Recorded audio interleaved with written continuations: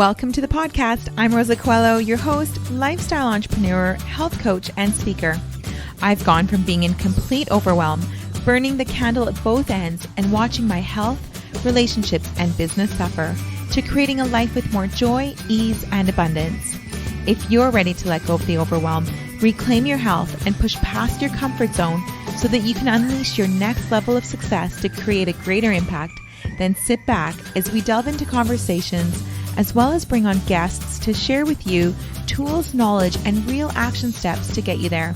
Listen in, because you never know when you may hear something that changes everything.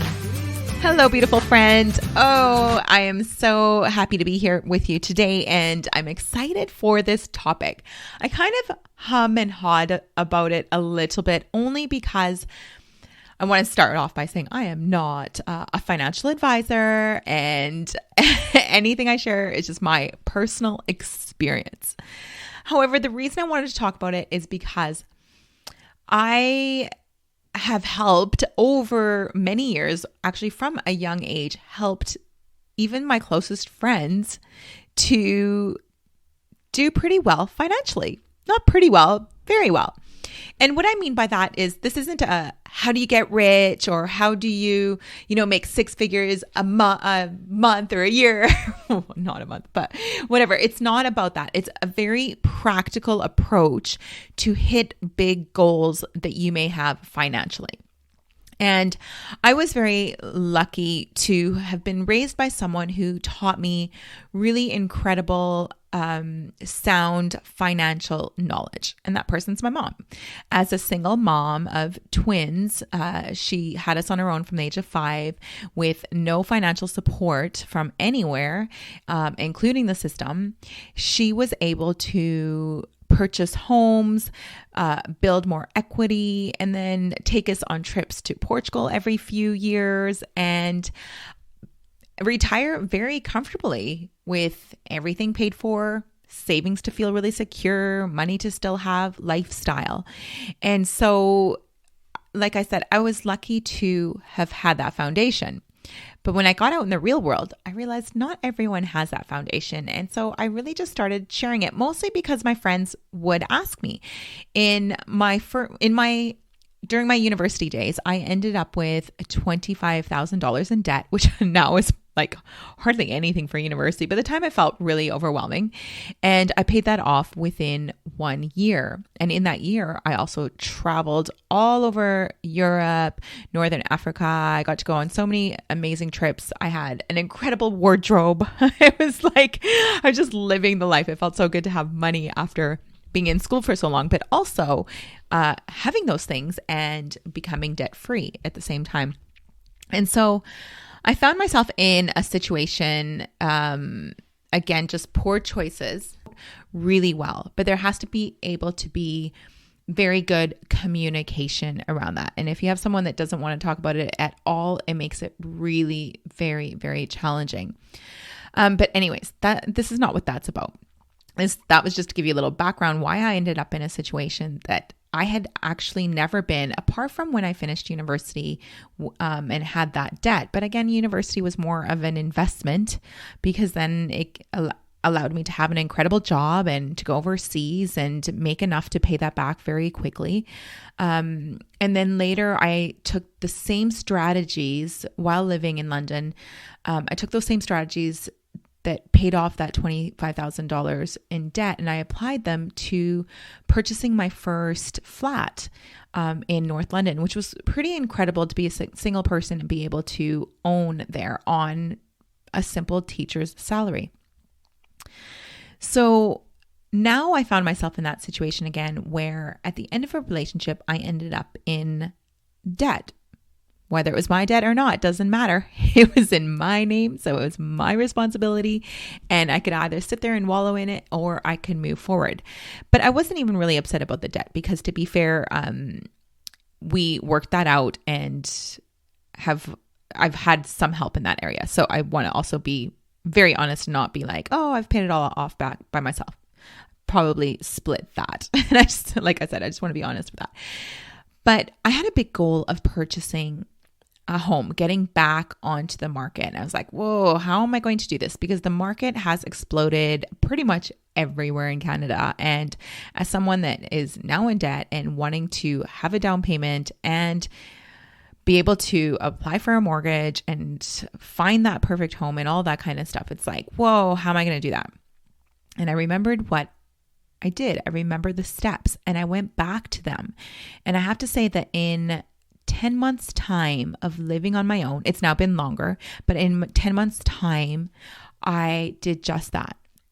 I found a home, purchased it. It's actually brand new, so it's being built. I'm not in it yet, and that's why I'm not in it yet. However, it just got me to thinking, maybe this information can help someone else.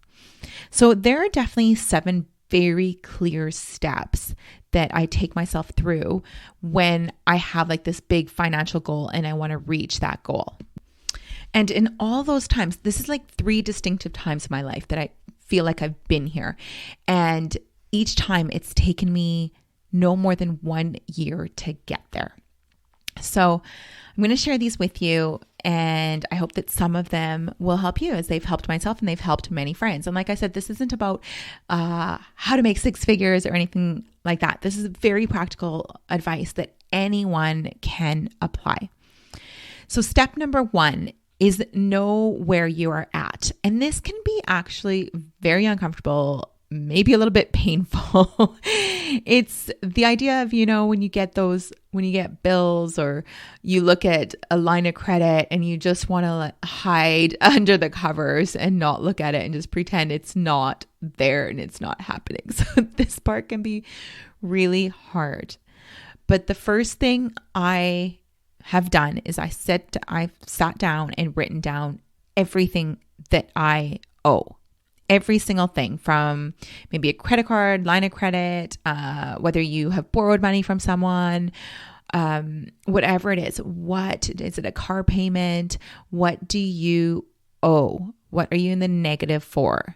And it's funny because it's one of those processes that you dread it. You don't want to do it. It does feel painful. But then when you're doing it, you start to actually feel empowered. You start to just feel good. Like, okay, so here I am. This is exactly where I am. It's whether it's worse than you thought or better than you thought, it doesn't even matter. It's like, okay, finally, I'm being honest with myself. Here we go. I've got my starting point. So that's number 1. Number 2 is I create a spreadsheet, and I actually create it on Google Drive so that I can update it wherever I am. And on one side, I write down all of my expenses. So first I write down all my fixed expenses, like whether it's rent or bills, that kind of thing, things that don't change from month to month. So I write those at the top. Then I write down fluctuating expenses. So what I do is I allocate an amount. I allocate the maximum amount, like worst case scenario. So for example, for food, I write the highest amount that I'm likely to spend in any given month. So hopefully I'll spend a little bit less than that, but I write down the most.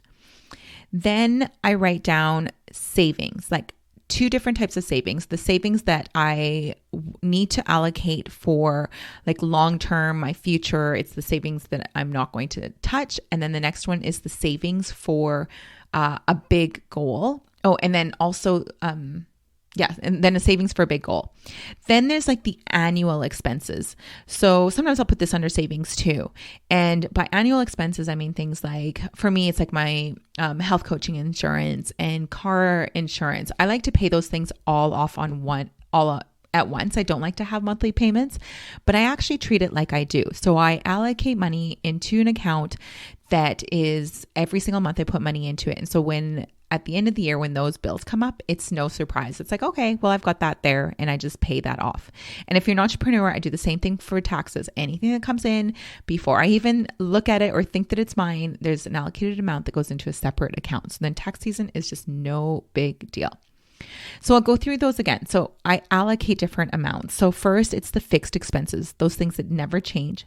Next is the fluctuating ones, like your food, entertainment. Maybe it's good to even allocate gifts if you've got birthdays and things like that that come up. And then if you don't use it, it's great. That's like savings that you had for that month. And then I have savings, and then I have annual expenses where I allocate money for that as well. And then from there, I, at the very top, have the amount of income that's coming in. And if that fluctuates, it starts at the beginning of the month at 0. And then as the money comes in, then I add that into the spreadsheet. So then by the end of the month, everything is balancing. But really, I keep track of every single thing. So if I have, for example, in my food column, I will have the expense, I'll have the allocated amount. And then next to it, there's another column which is the actual amount that I'm spending as I go. So I will create a formula where I just keep adding. If I bought a coffee or if I bought a treat, it's like $2.35 plus whatever it is else that I'm doing that month, so that there is an actual figure at the end of the month. And I'm really obsessed with it. And actually, you know what? I don't know if you love spreadsheets, but I love spreadsheets. And it's super, after a while, it becomes super fun. I love updating it. I love playing around with the numbers. It's really great. And there will be months where I'm saving a little bit more than I thought. And so that's excellent. I don't use that as extra spending money. I just think that's a bonus to save towards whatever my big goal is. So that was number 2, is I create a spreadsheet. Number 3 is, this is a bit of an emotional one. This one is be willing to go back in order to go forward. So what I mean by that is when I first, after my separation, lived on my own, I was like, oh my goodness, what am I going to do? Where am I going to live? And I wanted to keep my expenses really low because I did have these big goals and I just wanted to completely transform my life. So I ended up renting a place that was not my ideal. It was actually very nice in the sense that it was really clean. It was bright. It was like a daylight suite in a home. The family were super lovely, but I didn't spend money on anything, like no furniture. Like I had my desk, I had my bed that I had brought up, and then I had, for my kitchen table, I literally had, my patio set. Like I refused to spend one penny on that place. It was my transition home. I loved it. It felt like a safe haven. I was grateful. It was not something that a place where I wanted to have a ton of people over and that I was like super proud of or anything like that. It had a purpose and I was so grateful for it. And not once did I feel like, oh my goodness, I've gone backwards. No, because when you make empowering choices for yourself, it doesn't matter what anyone else thinks. I was so happy because I was going to save a ton by staying there. And like I said, it was clean, it was bright, and it felt good in that sense, but nowhere was it ever anywhere near like the beautiful place that I had come from. I was living in a beautiful, gorgeous, brand new apartment in one of the coolest parts of Vancouver, to find myself in a daylight suite by myself in a smaller town. Like it was pretty dramatic. But when you have those big goals, you won't care what anything looks like. You'll just know, it'll feel so good to know that you're on your way to achieving the goals that you desire. So that's the next thing, is be willing to go back before going forward. Same thing with vehicles. Like I think of my vehicle and everyone's like, of course by now I could afford a beautiful vehicle and I could afford to, the payments on it. It would be no problem. However, for me, that's not a priority. So you have to decide what makes you happy, but what makes you happy in the moment isn't necessarily what's going to make you happy in the future. And is it taking away from your bigger goal? So for example, yes, if I got a beautiful, like I would love to have like a Range Rover Sport, like if I can get it now and I'd feel really happy, but then my bigger goal of owning my own home, which actually will make me far happier, would take so much longer to achieve. And so it's really important to like sit back and really reflect on what is truly important for you. And there's no right or wrong answer for you. Maybe you don't want to own a home. Maybe your big goal is to own like a beautiful vehicle. Whatever it is, it doesn't matter. That's not the point. It's like thinking of what your bigger long-term goal is and what are you willing to kind of sacrifice a little bit before getting there. So that was number 3. So be willing to go back before going forward. number 4 is, and these are in no particular order, I just kind of wrote them down like as I was thinking of them, is finding a way to bring in more money. Many times we're simply just not earning enough, especially if you want to speed things up. So you may be earning enough for your lifestyle and where you're at, and it feels good. But if you want to speed things up, you're going to have to find a way to earn more money. So for example, for me, I went back to school teaching.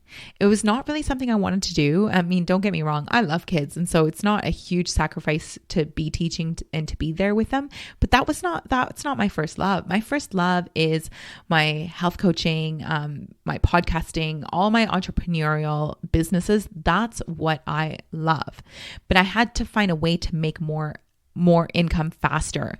And the reason being, when you move places and the kind of the trauma I'd gone through over the year meant that my entrepreneurial stuff took a little bit of a hit, because you can't be in a difficult place mentally and running an online business. It's just challenging. Yeah, people can do it, but I found it really, really difficult. So I was like, okay, all the entrepreneurial stuff I can do outside of teaching, because teaching is literally from, I probably leave here at 8 a.m. and back by 3 o'clock at the latest. So it gave me plenty of time, including the weekends, to keep rebuilding my business. So I was willing to go back to something. So another way that I made more is having, like I said, increasing my client intake. So I started to take on more clients and loving that. And I was getting stronger mentally. That felt really good for me and exciting, because that's really what I love to do. And also my network marketing business actually has been an amazing stability. Like I have been with my company, with the Juice Plus company for, I want to say 12 years, but maybe more. I have a feeling it's more. I think I change the date all the time. It's been a long time, but it's a product and a company that I've aligned myself with for so long and absolutely love. And so I simply just increased my reach on social media with that to bring in even more customers and build that up a little bit more. But the great thing about that is that was a consistent income. So I knew what I was going to be earning, the minimum each month. And then as new customers came on, then that was increasing as well.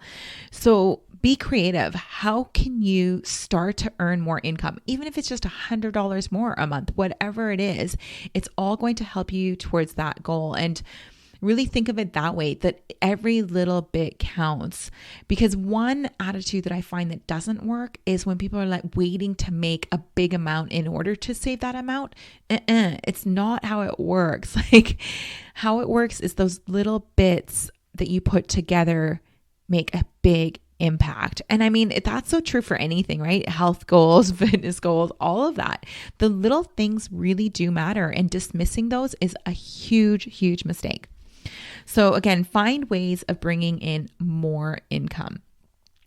Number 5 is sacrifices. Like I kind of wanted to come up with a different name for this, a kind of cooler word than sacrifices. But then I was like, oh, that's kind of what it was.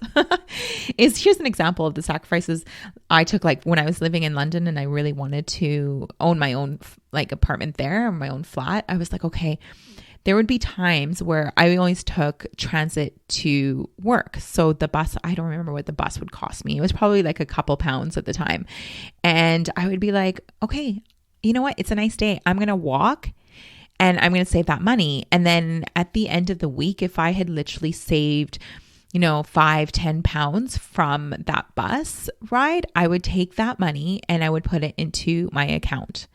And I know that sounds like crazy, like as if that's going to make a difference, but it's not just the difference that you're making in those 5-10 pounds that add up over the course of a year. Like add those up over a week, it makes an impact. But it's more the mindset. It's more the energy shift that happens. I mean, don't get me wrong. It's not like I was living a hermit life and not having fun. I allocated, again, remember on that spreadsheet, I allocated money for fun.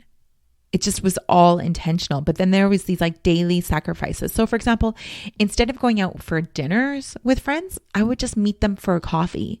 And so I'm having just as much fun being out with them, and we're having the conversations and having a great time. But instead of spending $40, $50 on a meal, you're spending $5 to $10 on a coffee, maybe like a little snack or something. So those, you can make sacrifices that don't feel so awful and still have like a life and a social life and enjoy, because also you need to enjoy life as you're going along, right? Or else what's it all for? But there is a way to balance this. And that's what I did. And actually those sacrifices always felt really good. Like it's empowering when you're like, oh my gosh, I'm getting closer, and it feels awesome. Okay. Number 6 is, cards. Oh my goodness. I will never forget this this fun conversation I had with a roommate of mine in London. She was hilarious. And she's actually one of the people that I helped get back on track with her finances. She had literally I swear there was at least 10 cards, if not more, for various stores. And by cards, I mean credit cards. She would buy things with those cards. And so she got herself into this crazy debt problem. And I remember every time we would get paid, she'd be like, oh, I've got money again. But what I learned early on was that if you're from the UK, you know that bank accounts, the way they work is you have an overdraft. We don't use that so much in Canada, but the overdraft is basically like a credit card. You can go minus £1,000, for example, in your account. And then when your paycheck goes in, then you go back to whatever, whether it's if you spend 1,000 and you made 1,500, then you're plus 500 when you get paid rather than 1,500. So when she was saying she had money, she actually meant she was back at zero. So it was so funny. We laughed so hard when she first showed me those cards. But she took it really seriously, and she turned her finances around. It was within 6 months. It was really incredible to watch, and she was so happy, and it felt so good. Okay, so what I do is, with cards, I still use credit cards. One, because credit cards are pretty cool for having things like travel insurance and certain coverages and points and all that kind of stuff. So I definitely use my credit card, but I always, literally always pay it off on the same day. So I'll come home and I know the exact amount that I've spent. And so I just transfer that money onto the credit card, whether it's showing up there yet or not. And so my card is always at zero. And that way you're building up your credit rating, but you're also paying things off, and you don't have this surprise bill at the end of the month. So if you're going to use a card and you think you're disciplined enough to do that and not get yourself into trouble, it's worth it. There's a lot of benefits to having it. Okay, so that was number 6. Number 7 is the final one. I'm sure I have more, but these were the top 7. Is pay off debt. This is what I did for myself anyways. I paid off debt and I saved at the same time. Now, like I said, I'm not a financial advisor, so don't you might have a different strategy or have heard different approaches, and that's totally cool. Different things work for different folks. I'm just sharing what works for me. But I'm not a huge fan of just paying off debt all at once. I'm a fan of saving at the same time. So here's how it's really worked in my benefit this time around is when I went to apply for my mortgage and found a home that I wanted, I needed to have that deposit to put down on that home, or I wouldn't have been able to get it. Yet I still had a little bit of debt, and it wasn't a whole lot, but I did still have some debt that was, again, being shared to pay off. But that didn't stop me from getting approved for the mortgage. And it didn't stop me from having that income or that a set amount as the deposit. And so I was able to get started on my goal and purchase that home before actually being completely debt free. Whereas if I thought, you know what, I'm just going to wait till I'm debt free and then accumulate that money and then buy my home, well, by then I could have easily just been priced out of the market, because the market was going high really quickly. It's still growing. And when you're on your own, it's always a little more difficult than having 2 incomes. And so I feel like I got into the market at a really good time and just kind of on time. So that's the benefit of doing both at the same time. Now I still hit that debt aggressively, but I hit the savings just as aggressively. So that's my advice for how I do that. Okay, so let me review those. So number 1 is know exactly where you're at. It's painful, but so beautiful too. Number 2 is spreadsheet. Track every single thing. Like every single thing, every penny. Number 3, be willing to go backwards in order to go forward. So if it means going from living in a beautiful place to going into living in a place that is still good for you. You don't want to be super miserable or anything like that, but a place that is just going to be less expensive for you for now so that you can take the leap forward later. Number 4 is find ways to bring in more income. There are so many great opportunities now. There's really no excuse to not bring in more income. If you want to know more about network marketing and why the company I'm with provides such a stable income where you don't have to be selling all the time, but you're literally looking after and caring for people, send me a message and I'm happy to share that with you. I love it so much. So there's lots of options, whether you do that or not. There's lots of options out there that will align with what is important to you. Okay. Number 5 is sacrifices. Be willing to make those sacrifices. Walk when you can. You can save on gas or save on transport, whatever it is.